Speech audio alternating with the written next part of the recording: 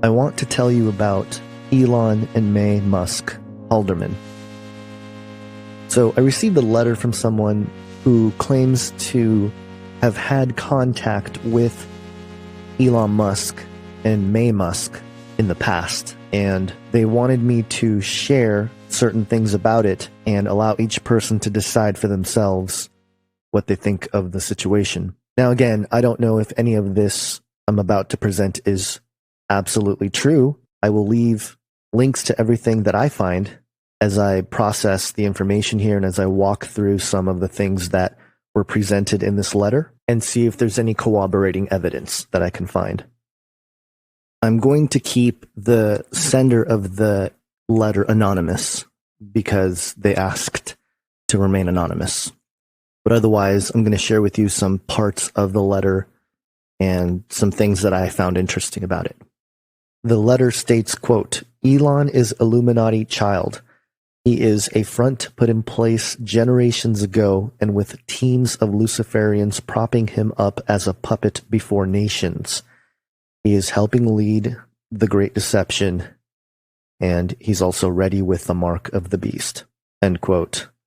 And of course, we're talking about the passages from Revelation 13, the image of the beast that must be worshipped, the mark of the beast that is presented. Even if what these folks might be planning is not the exact prophecy fulfillment as intended in the scriptures, one has to admit that there's no way to deny the overlap of circumstances here in imagery and in reality. It's no longer different. The metaphor is reality now. So Elon's mother, May Musk Halderman, was born in 1948. Now, lots of interesting things happened in 1948, and if we just take a glance at a list of celebrities that were born in 1948, you can say that they have been important in culture, in society. And of course, that could be said for anyone born around that era who became entertainers or sports figures or people that were of high influence in society. So it's not to say that there's any major significance, but just to show a list of those that were also born in 1948. So she was born in Canada, and she's actually a twin and one of 5 children. And here's an image that she tweeted out back in May 15th, 2017, which, if you know about history, May 15th happened to be a day a particular war began in the Middle East back in 1948. Now, the thing about twins, too, I'll just mention that there's always something interesting about twins, and we know that people of more nefarious origin, especially in our secret governments, seem to take an interest on twins as well. So, something to keep in mind. Now, there's an MSM article that was published in June of 2018 in the money section, and it states, quote, in 1952, when Musk was only 4 years old, this is May Musk, her parents flew the family 22,000 miles around the world in a plane her father had bought in pieces from Canada, according to the New York Times. Also during her childhood, she and the family would often explore the Kalahari Desert searching for its mystical lost city. They retraced the footsteps of Canadian adventurer William Leonard Hunt, alias Guillermo Farini, who claimed he had found the ruins of a massive ancient city while crossing the treacherous desert in 1885. Dozens of expeditions over the following century were launched in vain to find the lost civilization. So, already, we're talking a major exposure to just all this ancient, mystical stuff. The occult that has been hidden. Her family apparently was on an exploration to discover these things. I mean, you think maybe the eye of secret intelligence were on these folks, or at least helping or assisting or maybe even funding the whole thing? So getting back to the letter here, it mentions May's father, Joshua Haldeman, and I did a little bit of digging on him. Now, the letter mentions that he was arrested in Canada for the crime of technocracy. Now, this was interesting because as I started to look into who Joshua Haldeman was, I found a couple interesting things to consider. First off, according to elonmusk.info, this is Elon's grandfather, Joshua Norman Haldeman, who was a chiropractor, political activist, pilot, cowboy, adventurer, and had an all-around entrepreneurial spirit. Born on November 25th, 1902 in Crow Wing, Minnesota, his family relocated to Heber, Saskatchewan in 1906 or 1907. He passed away in 1974 in a plane crash. Now, again, this website, elonmusk.info, with the extension here, goes into the history, his chiropractic background, which he started a chiropractic school between 1922 and 1926. And he went back to farming between 1927 and 1934. And it says here, however, due to the Dust Bowl conditions and the Great Depression starting, Joshua lost his farm to creditors around 1934 when he could no longer make payments for equipment he had purchased with a bank loan. So he was very upset about that. This supposedly left him leery of financial institutions and bureaucracies throughout his life and led to his avid social/political involvement. Due to the farm loss, he worked various jobs, etc., etc. And this timeline ends in 1936. Now, this is very fascinating to consider because at the time, according to Canada's history.ca, the last utopians, technocracy promised depression-weary Canadians an end to their hardship, but the offer came with the catch. This was published in January 1st, 2018, and it outlines the growth of technocracy out of the depression-ridden rural Manitoba.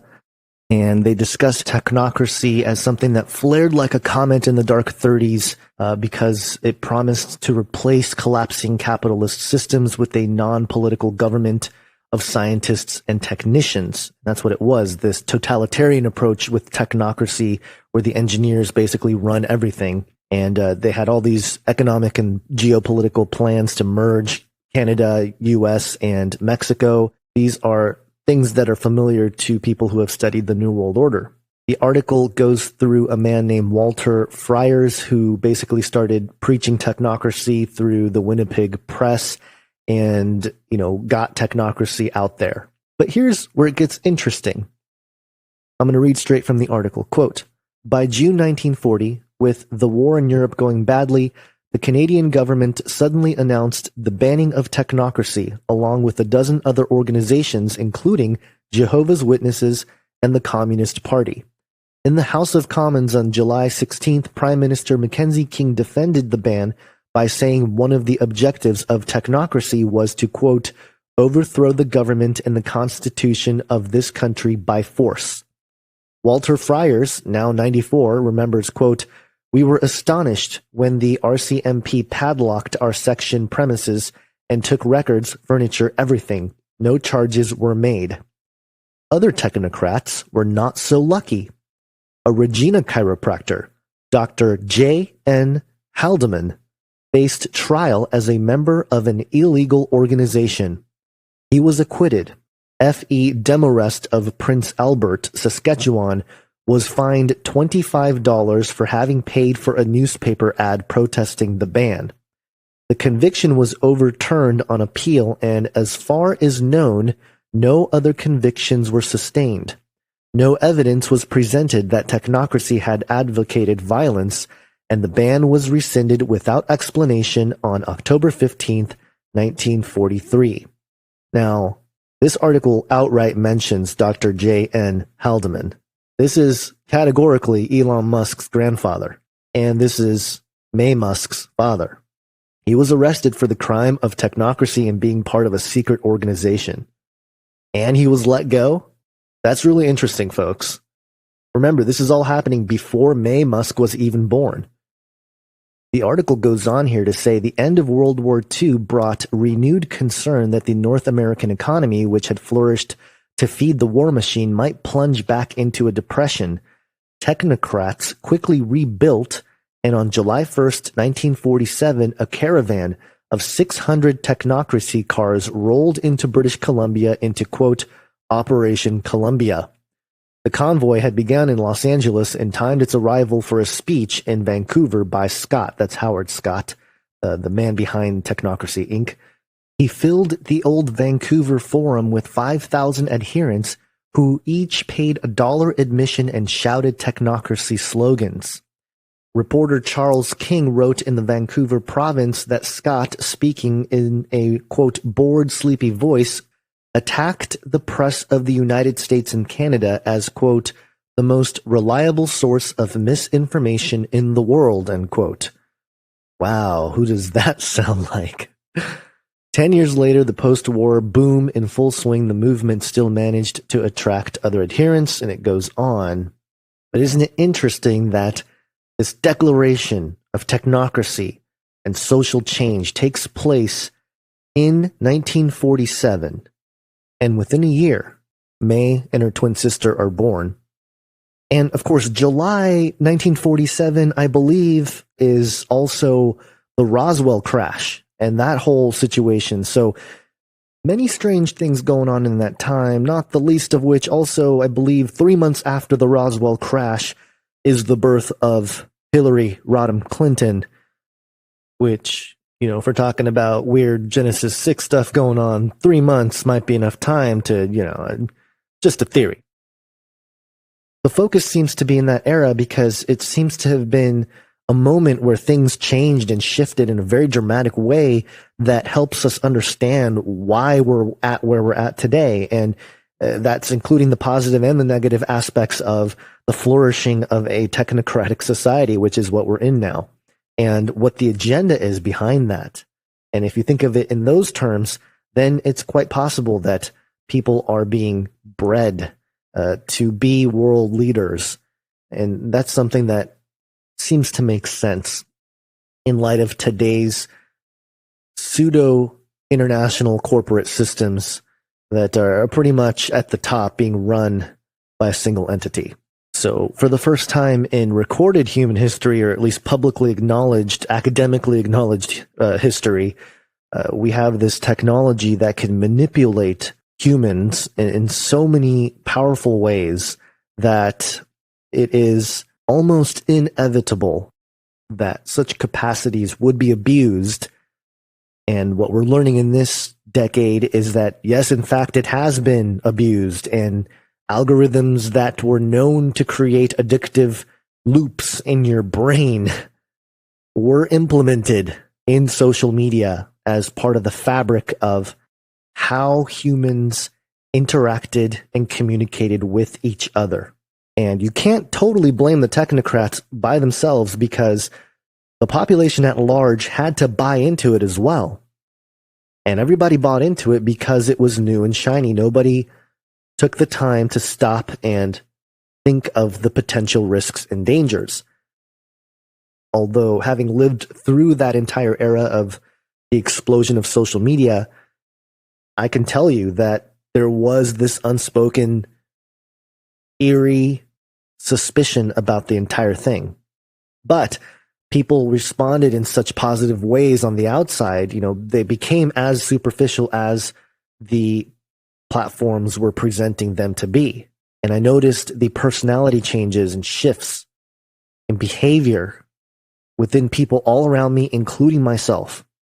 And so we live in this very strange time where if we look back sociologically, we will recognize many, many changes that came about with the construct of social media, which could not have happened unless the communication technologies were in our hands. So even though they figured out these algorithms many years ago, they couldn't really implement it at a large scale until these types of communication devices between people were available. Because there's a thing called the network effect. And once a network effect takes hold, then things can grow much quicker, much faster, and you can spread it like wildfire. Things go viral. All these concepts that we just consider as normal, these were implemented purposely because they knew that given this accessibility, we will take advantage of it and we will willingly exchange our privacy for social credibility that can be quantifiably measured with the number of likes or, you know, thumbs up or whatever is the metric that's being used on these platforms. They don't reflect reality. They reflect a small piece of reality. And, how many people would look at these things and like it or love it and not, give it a thumbs up or not share it or whatever. So it doesn't reflect reality, but in this occasion, perception becomes reality. And that's the danger here of this technology. The perception of ourselves is being warped and manipulated. And that's why we're seeing suicides and things of that nature happen to young people, especially because this is all they know. And it's really important to let them know that, no, this is not all there is. This is not reality. This is just a reflection, a small piece of it that we are seeing being documented into this giant technium that we're all living in here. So at the very least, I was able to verify that, in fact, Elon Musk's grandfather was a technocrat, and he seems to have been arrested as part of the ban of technocracy in Canada in the early 1940s, and he was also let go. And then, of course, getting back to the birth of May in 1948, and then, her life and her account of traveling the world and looking for, ancient lost cities and stuff like that, that does not happen randomly. Why are technocrats suddenly traveling around the world looking for ancient ruins? That's a very good question, isn't it? And again, it's not impossible to think that multiple people, higher ups, alphabet soup agencies, and the rest were aware of this situation, or perhaps even assisting in it. Now, there's also another element to the letter here that mentions May Musk's connection to Charles Manson. The claims that were presented in the letter I was not able to verify, but I'll share them with you. First off, that May Halderman, this is before she was May Musk, was arrested at age 23 in the Manson roundup. And that's something, again, I couldn't find anything on it. The letter also claims that there is a picture of May in the first original Helter Skelter book, and states that there's many reprints and fake copies. Again, I have no clue. There's no way for me to verify that, but I will share it with you all. The third thing that's mentioned here is that Tosca was conceived during a prison visit to Charlie Manson, suggesting that Elon's sister was not conceived by Errol Musk, who, by the way, as I was looking into for this video, discovered that he actually had a child with his stepdaughter. So that's the kind of folks we're dealing with. Elon Musk's alleged bloodfather, Errol Musk, having children with their stepchildren. But getting back to May and Charlie Manson, the claim in the letter here is that Tosca was conceived during a prison visit with Charlie Manson. And the claim here is that May Musk, or May Halderman, called herself Light, as in, L-I-G-H-T, I am light, like Lucifer is light, bought a van load of TVs and delivered them to the Manson gang, and instigated race riots and created chaos. And the author of the letter also mentioned that the Manson crew here, or the people assisting the Manson crew, were also working with the Imola Lane State Mental Hospital. And I looked up the Imola Lane State Mental Hospital, and it's definitely an old hospital. There are articles written about the mystery of the asylum, and there is a NapaValleyRegister.com 2-part article talking about Napa's insane asylum. And there were, at one point in the 1960s, 5,000 residents at this asylum. And it makes you wonder what kinds of experiments were conducted on these people that were basically considered castaways, or, folks that weren't able to function in society. The letter also states that May was connected to the Bilderberg, Rothschilds, and Rockefellers, etc., which would make sense if we look at the connection to the technocracy with her father, Joshua Halderman. It's very likely that they knew each other. And it suggests that May was perhaps put in place to help out the Manson family in some way, saying that she made many connections, had many prisoner armies and loyal followers. She hooked them up with the TVs and everything luxurious in prison and out of prison, and that May was into African witchcraft, which would make sense. She was in South Africa as a young girl, It's possible she picked up on some rituals or some objects or things that were present there while she was in Africa. So again, these are things, no way for me to verify, but are shared in the letter, and I wanted to share with you. And let me get to Elon here, because there are a couple things on Elon as well. It says Elon liked darkness, but he wasn't allowed to watch TV, eat mac and cheese, or play with others. Now, this is interesting because it's something that I've heard in the past coming from people that have left the Illuminati families, that they're not allowed to indulge in some of the things that the regular population, the consumers, would use, because, those are the unintellectual masses. They're the herd. They're the cattle.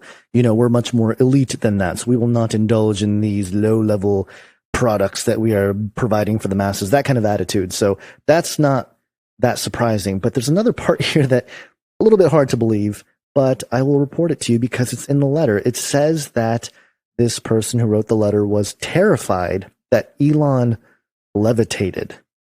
Now, maybe it was a trick. I don't know, but the claim here is that Elon levitated, and that when trying to get out of the situation that the author of this letter was in, they were told very boldly, quote, "Don't piss off the Bilderbergs."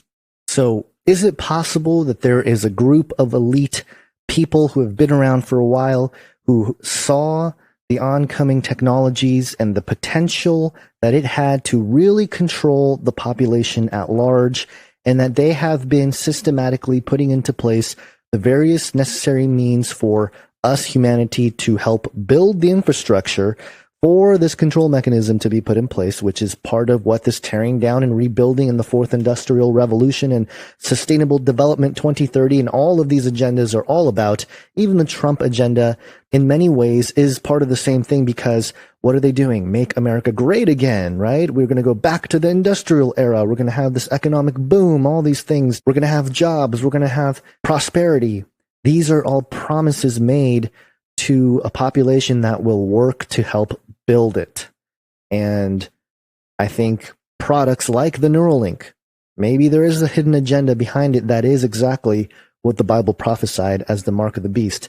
Certainly it's one potential development, I think, from the elite perspective of a way they can carry it out.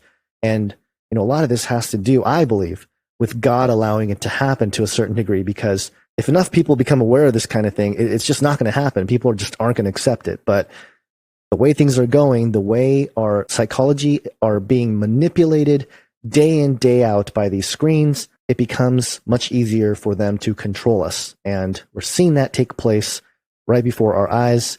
The forking of humanity, one side maintaining their humanity, the other side deciding to pursue this digital immortality, or at least help build it. Again, we're living in some wild times, and this letter, I think, isn't anything too crazy other than Elon levitating. The stuff is not out of the question. And in fact, it helped verify a certain point that was made in the letter that was something that, it's not something some blogger wrote or anything like that. This was evidence that was corroborated just independently, that this Canadian article would mention a J. Halderman who was arrested for the crime of technocracy and being part of a secret organization and being let go. And that person being, and the article didn't state that this was Elon Musk's grandfather, but it was Elon Musk's grandfather. And so the technocratic tie is made. So the speculations about what is behind Elon and his real agenda is warranted, because he comes directly from a group of people that believed that technology is going to completely change society, where the engineers and technicians run everything and the technium becomes God. And in the process, maybe we can become God, which is the polar opposite of the gospel. And in fact, there were a couple points during all of this research of putting this together where I found some anti-Christian remarks made by the technocrats, which was understandable. They hated Christianity. They thought all religion was nonsense. And so nothing new there. But I hope this makes you think. And I hope this makes you guys do your own research to see if there's other connections, especially with May Musk and Charlie Manson. Is there something there? And if there is, then the Charlie Manson story becomes very interesting in connection to all the mind control stuff that we have been learning about in this decade, as a lot of this stuff becomes declassified, as people like Aaron and Melissa Dykes puts out awesome movies like The Minds of Men. Literally, they uncover the agenda of a lot of these dark experiments. So I hope this makes you guys think. I hope this makes you guys have discussion about these issues. Ultimately, what I'm saying here is that there's no point to take the neural link. There's no point to die on the hill of technology. A lot of this stuff is meant for control. We can use it to spread the gospel, and that's why they really don't like people talking about Jesus and all this stuff. But the gospel becomes so relevant, so important, and all the principles that come from that, they are going to be tested in ways that we have not been tested before. And I mean that because we already are. We're already facing the effects of this unknown of technology and this middleman of algorithms that control our input and output sensations and everything else. We're living in this crazy spiritual war, but now it's becoming quantified. It's all becoming digital. And so don't forget to put on the full armor of God every single day. Protect your mind, protect your heart, seek the kingdom of God, love your neighbor as yourself, and spread the gospel, because that's what's really going to save us. That's what's really going to restore us to our intended place where all of us know we're supposed to be. None of us would be pursuing any of this stuff. And the scientists and the humanists, they wouldn't be doing that unless they knew that we were falling short of something, that we are limited in certain ways. And we are. We're fallen. They're proving the Bible true, yet they continue to reject God, and they are going to help fulfill biblical prophecy, which is bizarre, but it's true that the people that don't believe in God are actually helping fulfill the prophecies that God said would happen. But I think I've rambled on enough here. Thank you guys for your support and prayers. Please leave comments with additional information. If you come across anything, I will leave all the links to what I found in the description section. Thank you, patrons, for your financial support. It really means a lot to me and my family. Age of Deceit 3, still in the works. Trailer coming soon. Canary Cry Radio, couple episodes coming up about the Bundy Ranch situation, as well as an interview with Melissa Dykes of Truth Stream Media. That's all coming up on Canary Cry Radio in the next couple weeks. Again, thank you guys for listening. Have an awesome day. God bless.